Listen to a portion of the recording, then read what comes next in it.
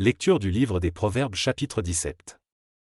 Un morceau de pain sec et la tranquillité valent mieux qu'un bon repas dans une maison pleine de disputes. Un serviteur intelligent prendra la place d'un fils qui fait honte. Et dans la famille, il recevra une part d'héritage. On juge la qualité de l'or et de l'argent par le feu, mais c'est le Seigneur qui juge la valeur du cœur humain. Quelqu'un qui fait du mal écoute volontiers les paroles méchantes, et le menteur tend l'oreille aux choses fausses. Celui qui se moque des pauvres insulte leur Créateur. Celui qui se réjouit du malheur des autres sera puni. Les grands-parents sont fiers de leurs petits-enfants et les enfants sont fiers de leurs parents. Un beau langage ne convient pas à un homme grossier, le mensonge convient encore moins à un chef.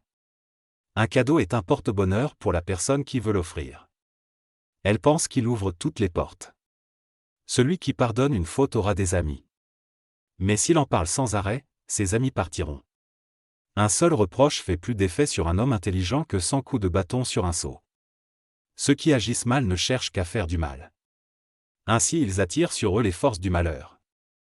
Il vaut mieux rencontrer une ours privée de ses petits qu'un seau rempli de bêtises. Celui qui rend le mal pour le bien abritera toujours le malheur dans sa maison. Commencer une dispute, c'est provoquer une inondation. Arrête-toi avant que la querelle éclate. Celui qui déclare innocent un coupable, et celui qui condamne un innocent, le Seigneur les déteste tous les deux. À quoi sert l'argent dans la main d'un sot? À obtenir la sagesse? Sûrement pas. Il est trop bête pour cela. Un ami montre son affection en toutes circonstances. Un frère est fait pour partager les difficultés. Seule une personne privée de bon sens se déclare responsable de la dette de quelqu'un.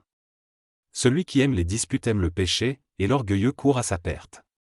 Quelqu'un qui a l'esprit tordu ne trouvera pas le bonheur.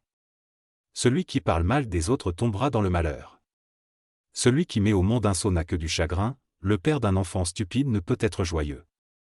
Un cœur joyeux peut guérir une maladie, mais la tristesse fait perdre des forces.